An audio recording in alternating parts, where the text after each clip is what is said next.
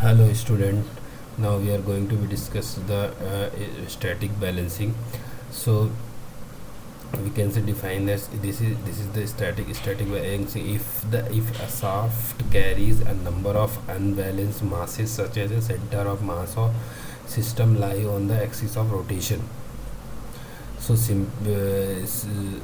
simply we can say the what is unbalanced, the center of mass of the unbalanced force must be like the axis of rotation of the shaft. Statically balance is defined as below. This is the side view of the shaft where the three unbalanced mass are located at different angle and at different radius of rotations. Okay, understood. So this is a shaft, we can see from side view.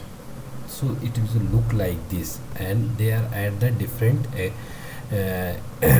orientation, from the x axis. This is suppose theta 1, theta 2 and theta 3, and this one is the counter mass which is used to balance the unbalanced mass. Understood? And this is the polygon to find out the magnitude of the unbalanced mass. Understood? So by the using, so simply each mass must having there some centrifugal force which exerted on that shaft, so that is some must be equal to the 0. So m1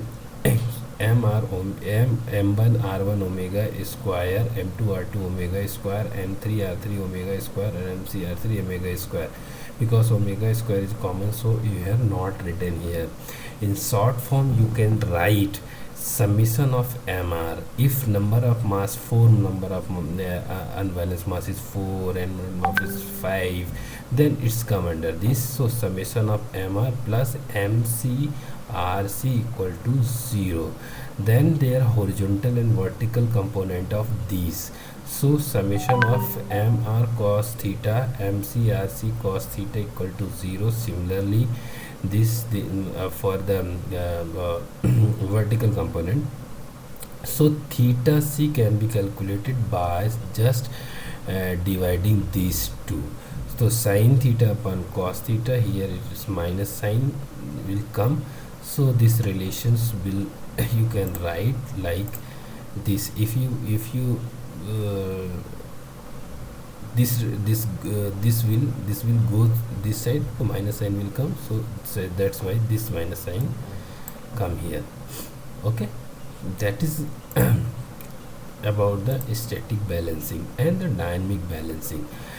Dynamic balancing, simply we can say that a system of rotating mass that said to be a dynamic balancing if there is no existence of any resultant centrifugal force as well as resultant couple. So in dynamic the couple comes in account. So it comes in the account. So if m1 m2 are two masses revolving diametrically opposite to each other in different planes, such as see this diagram. See this diagram. So m1 m2 two masses are divided in such that m1 r1 and m2 r2 omega means that m1 r1 omega square, m1 r2 omega common, so it is gone.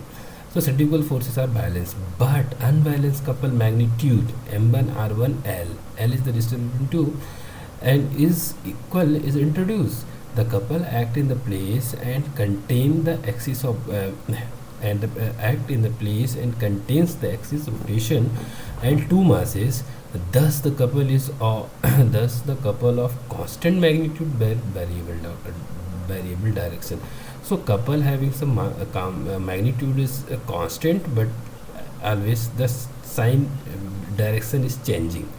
So by the similar relation, m1 r1 m2 r2 and m1 r1 l m2 r2 l. This is a couple equation. This is for centrifugal force equation बोल सकते हैं.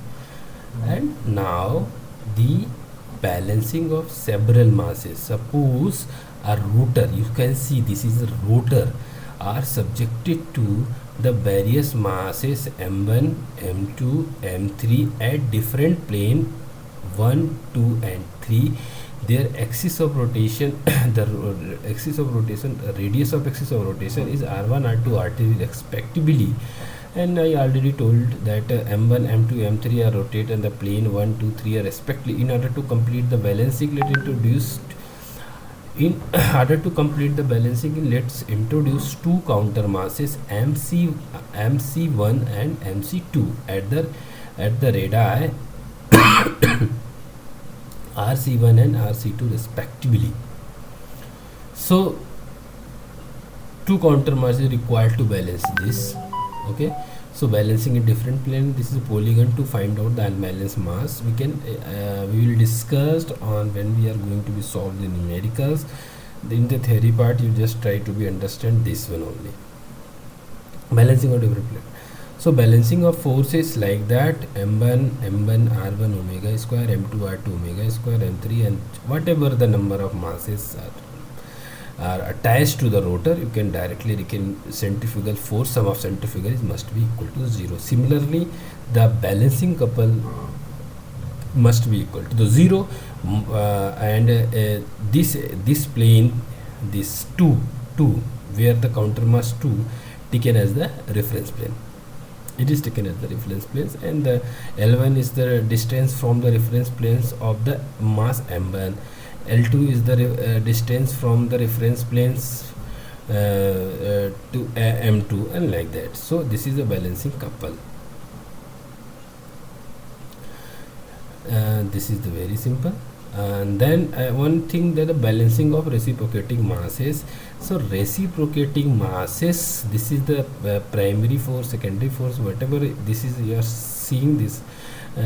This is actually you are going to be learn these things in the dynamics of machine subject, inertia or inertia in reciprocating masses. So this equation directly taken from there only. So they have two part, primary force and secondary force. Primary force, suppose that if the C is the fraction of reciprocating mass and reciprocating mass, primary force balanced by C.